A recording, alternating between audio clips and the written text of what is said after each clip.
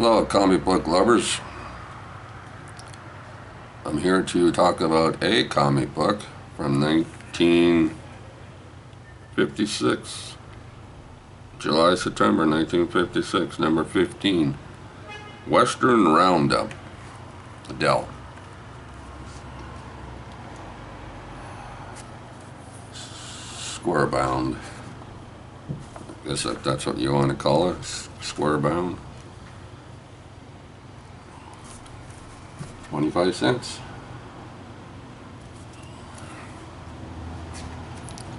You see here, first page, Roy Rogers and Trigger, Cross Trails.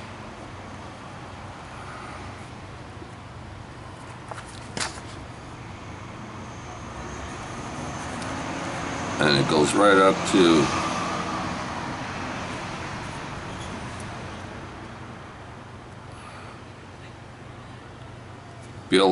Bill Elliott's the last story. You see Bill Elliott here? No, Bill Elliott. Page 61, Bill Elliott, In Return of Black Dan. It's got your other page. And it continues on until this page. What if you notice the last panel down here, right, this panel right here where my finger is, it says, and young Kit resembles his father to a T. Could it be that he's doing the Robin? So you turn to the next page, like what should be a continuation of the story, and what do you come across? Roy Rogers and Trigger, Cross Trails, page 1. See up there, it says page 1. And that's the same story that starts out the comic book in the first place. See? Roy Rogers and Trigger, Cross Trails. Roy Rogers and Trigger, Cross Trails. And it continues on with the rest of the stories.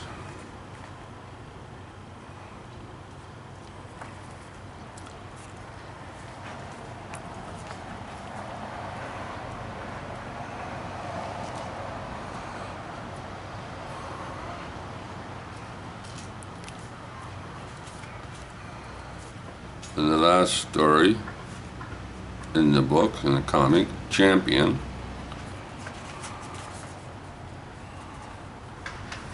goes on, but it never finishes the story. The story's not finished. Looks like a job for you, champ. Break it up, boy. See down there? But it doesn't continue.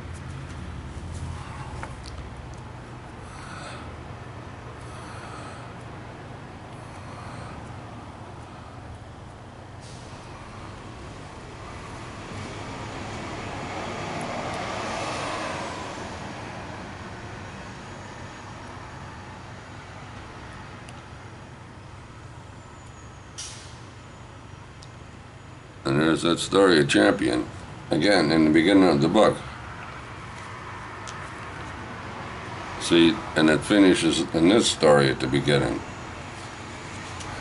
And there's the next page there. But like I said, the last story at the end of the book is Champion, right? So they printed most of the book again, right? So it went from Roy Rogers, on page 1, which is the beginning of the book, and it starts at Roy Rogers, page 1, and it never finishes the story here for Bill Elliott. So, well, she knows.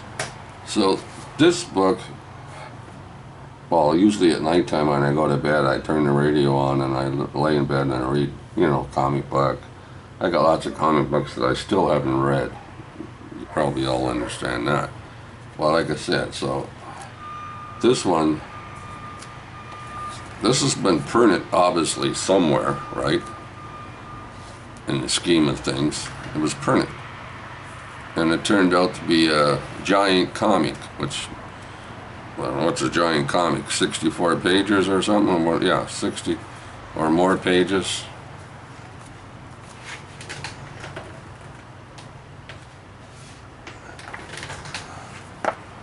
It's similar to this one, right? Now this one has all the stories in it, and it doesn't start over again anywhere. Just, you know, stories continue. And this one's 96 pages, so I imagine this one that we're talking about, the discussion, is 96 pages. So you wonder why, or how, right, did this get through from printing to the newsstands, because there was no comic book stores. You got this in your corner store, your variety store, sitting on the rocks or on the spinning wheel or whatever where you bought your comic books in drugstores or anything like that. But to get from printing, right, all the way to where you bought your comic book from, and nobody noticed, right? Nobody noticed that Roy Rogers and Trigger started over again, right? And this story never finished, which was Bill Elliott and Return of Black Dan. So you wonder yourself, how the heck did that happen? How did it go from printing, putting all these stories together in this comic book, and end up leaving the printing place or the printing press or wherever they printed this at, right? And they got all the way to a variety store or corner store or drug store, right? Print it this way. Nobody saw this. Nobody looked at this and went, hold it, wait a second, hold the presses, right? Right? Stop the presses. We did this wrong. We have to start over. Or they just turn around and say, let it go. It's all right. Nobody will notice, right? I mean, I just noticed this. I've had this for a few years myself, sitting in a box, right? That I never got around to read. But I find it very fascinating that this ended up on the newsstands being printed this way. Who would have thought, eh? Who would have thought? But yeah. Did anybody else come across the, well, it doesn't really matter, Dell comic book, for instance, or whatever comic book, for instance, that actually printed stories again? Oh, you know, printed stories that were already in the beginning. They started printing them again, you know, to put them together to have a 96-page comic book with, you know, 2 or 3 stories of the same story in the book. I just find it fascinating. How the heck did they do that? Wasn't there like somebody, a copywriter or somebody sitting there going, there, let me look at that, right? And they stood there and they looked at it and they going, okay, you know. But who passed it? How did it get out? How did it get to the newsstands? Fascinating story. Yeah. Funny how comic books are like that, eh? I mean, sometimes you find comic books with two covers. You know, that doesn't happen often. Sometimes even 3 covers.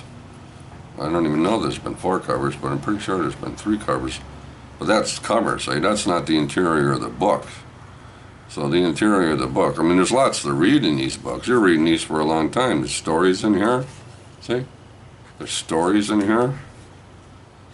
The figure 8, yeah. Yes?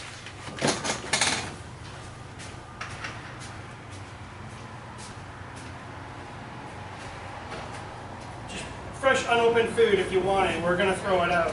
Okay. All right? Thank you. Thanks.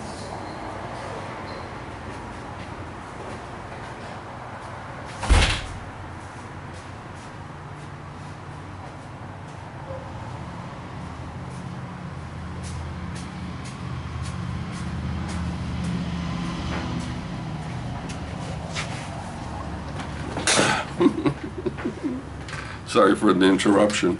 That was my neighbor across from the hallway. They're moving out. 2 young people. They're buying themselves a condominium, which is a very good idea. And they gave me some food.